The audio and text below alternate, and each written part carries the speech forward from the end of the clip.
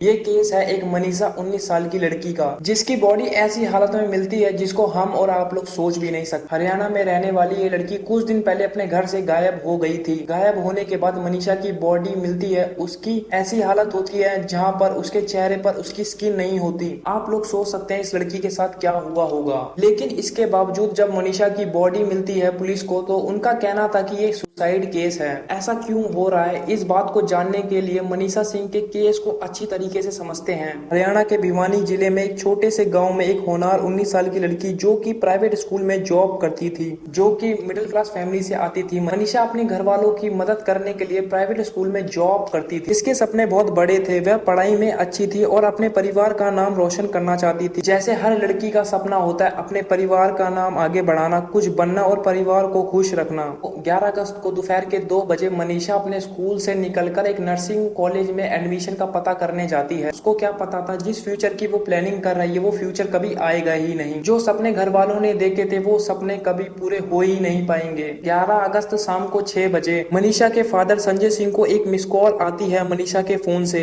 इस समय तक मनीषा अपने घर नहीं पहुंची थी। मनीषा के फादर मनीषा को कॉल करते हैं, पर लेकिन मनीषा का कोई भी रिस्पॉन्स नहीं आता। मनीषा के फादर कई बार कॉल करते हैं लेकिन मनीषा की तरफ से कोई भी रिस्पॉन्स नहीं आता। मनीषा का परिवार इस समय तक पूरा डर चुका था। मनीषा एक ऐसी लड़की थी जो बिना बताए इतनी देर तक घर से बाहर रहे और अपने घर वालों का फोन भी ना उठाए, ऐसा हो ही नहीं सकता था। यह मनीषा की फैमिली पुलिस स्टेशन जाती है मिसिंग रिपोर्ट लिखाने के लिए। पुलिस वाले साफ मना कर देते हैं मिसिंग रिपोर्ट लिखने से। पुलिस वाले उन्हें सीरियस नहीं लेते। तो पुलिस वालों का कहना होता है कि मनीषा को गए हुए कुछ ज्यादा समय नहीं हुआ, वो घर वापस आ जाएगी। और पुलिस वालों का कहना होता है वो अपने घर से भाग गई हो अपनी मर्जी से, शायद वो कुछ दिन में वापस आ जाए। लेकिन घर वालों को पता था मनीषा ऐसी लड़की नहीं है। मनीषा एक ऐसी लड़की है जो पढ़ाई को लेकर इतनी सीरियस थी, जो कि अपने घर वालों को सहारा देती थी। वो अपने घर से क्यों भाग के जाएगी? पुलिस वालों को ये बात बिल्कुल भी समझ नहीं आ रही थी। मनीषा की फैमिली ने पूरा जोर लगा दिया मनीषा की रिपोर्ट लिखाने के लिए। पुलिस वालों ने तब जाके मनीषा की मिसिंग रिपोर्ट ली। इन्वेस्टिगेशन में पता चला कि स्कूल के सीसीटीवी फुटेज में मनीषा 11 अगस्त को दोपहर के 1:58 पर निकली थी, जहां पर वो उसी प्राइवेट कॉलेज में गई थी जहां पर उसको एडमिशन चाहिए था। जब पुलिस वहां पे इन्वेस्टिगेशन के लिए पहुंची तो वहां पर 3 आदमी नशे में धुत थे। जब उनसे पूछा कि यहाँ पर कोई मनीषा नाम की लड़की आई थी, उनने साफ मना कर दिया कि यहाँ पर कोई भी मनीषा नाम की लड़की नहीं आई थी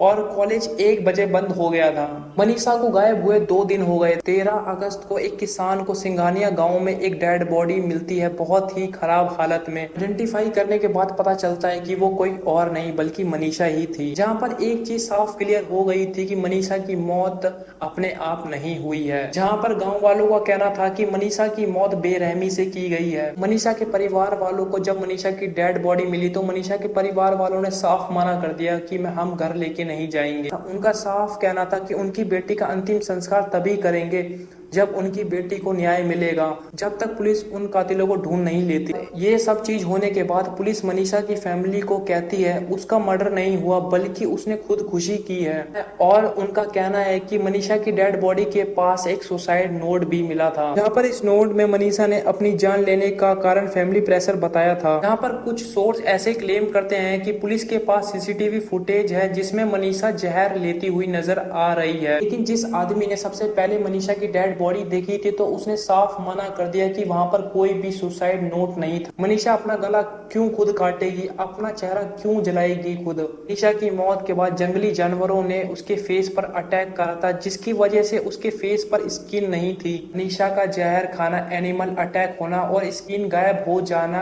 और वहां पर एक सुसाइड नोट मिलना, इसको कोई भी गाँव वाला मानने को तैयार नहीं था। इस केस में मनीषा के परिवार वालों का कहना है कि पुलिस ने शुरू से ही लापरवाही करी है, अब कोई पुलिस की बात मानने को तैयार नहीं।